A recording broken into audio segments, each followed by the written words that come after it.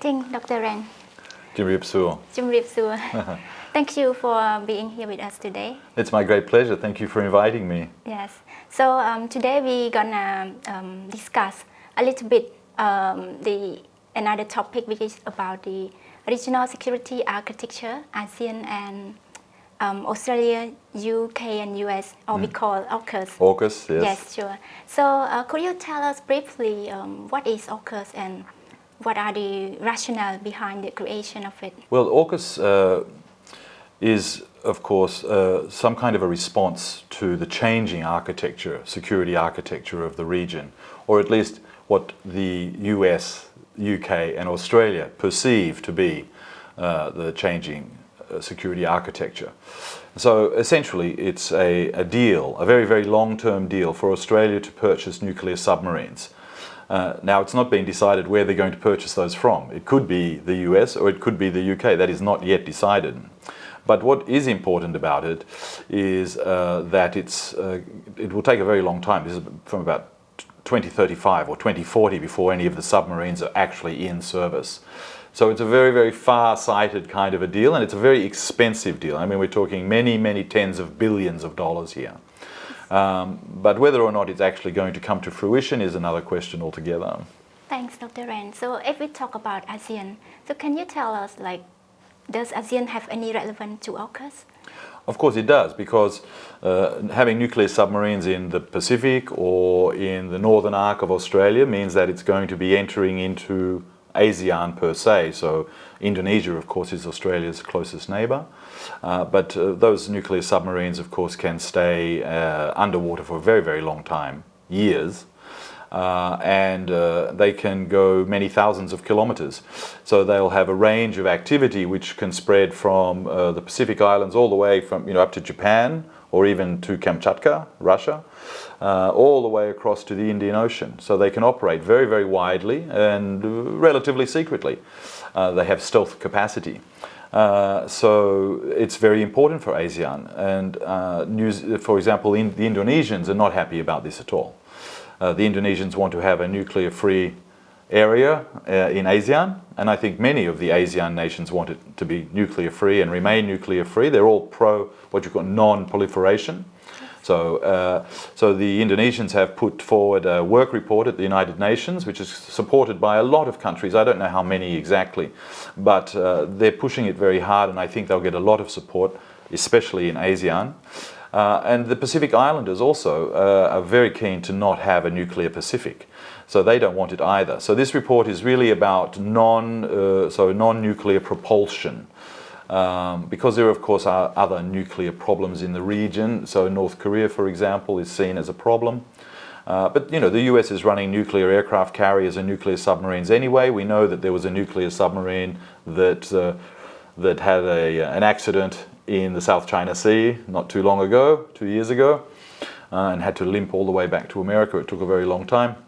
So nuclear submarines are already active in the area, and I think no region or country in ASEAN does not want to see more nuclearization. So non-proliferation is the thing, but that doesn't necessarily mean that these submarines are going to go into service. Yeah, so can you tell us briefly another thing that we are looking at the superpower rivalry. So what does it mean for AUKUS to the superpower rivalry? Well, AUKUS is part of that. So obviously I think most people understand that there's a lot of rivalry between the United States and China. Those are the perceived two superpowers, and their area of operation, if you like, or where they meet is sort of in the Pacific Ocean. They don't really meet in the Indian Ocean, so the Indo-Pacific is a concept, it's not a reality. Indonesia is the only country that you could say that was sort of Indo and Pacific. So what Indo-Pacific really means is the Malacca Strait, where Singapore is, and northern Indonesia. That's the only part of the whole Indo-Pacific, the two oceans, that's actually Indo-Pacific. So that concept is a very wide concept, and it's much more about the Americans trying to control two oceans, which in real terms they probably already do. I mean, they have a very large and powerful navy, and it's been operating in those two oceans for a very long time. At this time, the Americans basically have a security framework and an alliance network that pushes all the way up to the top of Japan, all the way down to the west of Indonesia. So that's what's called the first island chain. From China's point of view, of course, they're being constrained because the American security network, if you like, is right up to their near waters. So for the Chinese, the problem is always, do they want to have the Americans guaranteeing Chinese security? Because that's effectively what the Americans are saying should happen. And the answer is no, they don't. And ASEAN also, of course, was set up in the period, in the non-alignment period, 1955, Bandung in Indonesia, and then it was the Indonesians that took the step to set up ASEAN, and it was set up as a bloc that tried to securitize itself without being influenced by great powers. And that meant all three great powers at that time, if you like. So really it was the Soviets and the US, but also China. And now, of course, it's really about, can ASEAN centrality remain neutral? And that's the key question.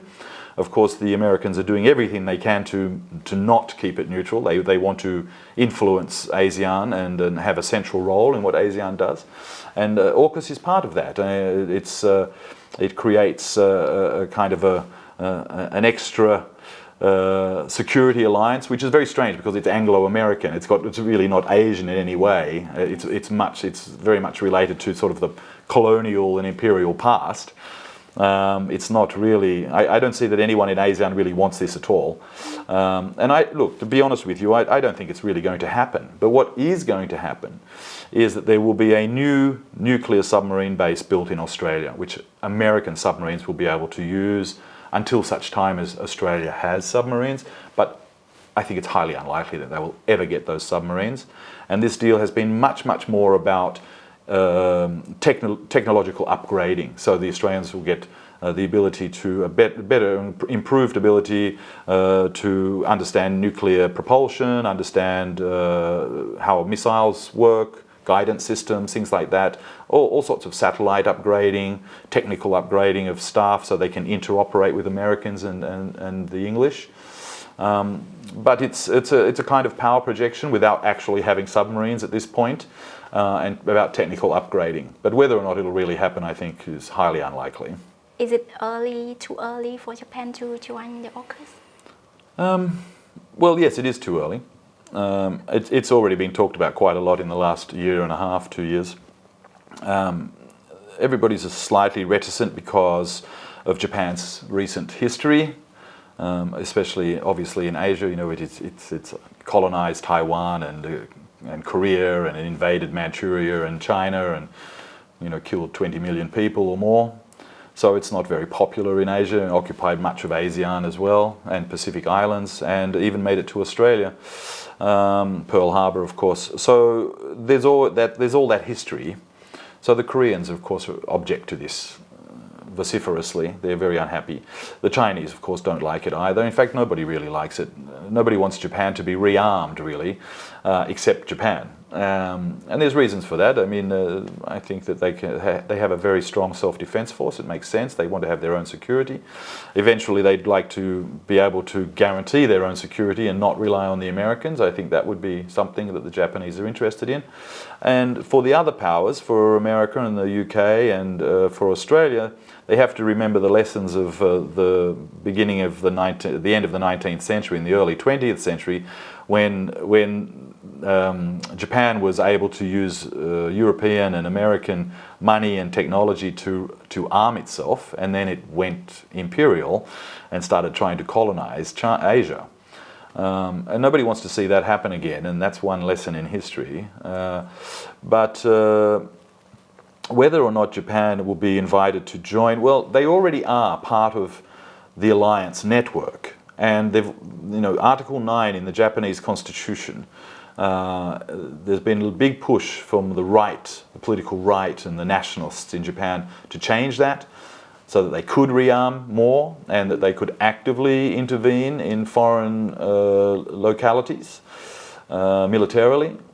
But whether or not, and they have their own submarines anyway. There was always this question whether Australia was going to buy submarines from France or Sweden or Japan. And the reason it didn't buy them from Japan was because, of course, everybody in the region would just say, oh, well, Japanese, that's bad history, so that's a really bad look, let's not do that. So that was part of the whole calculation originally. So the short answer to your question is not yet. Not yet, yes. But it's a quasi-alliance anyway. I mean, they're part of Quad.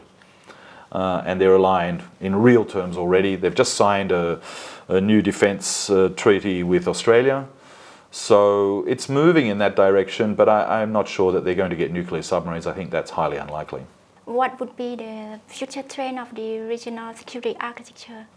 Look, obviously, as long as the United States, the post-World War II security architecture, etc., all of that really means is, what that really means is the US wants to be able to sustain the security framework that it already has, so which extends all the way to Korea, half of Korea, and then all the first island chain, and then the second island chain with Guam and some other islands. And the US wants to maintain that.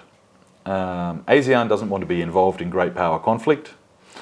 The Australians, shall we say, are followers. So whatever Washington decides, the Australians will probably go for.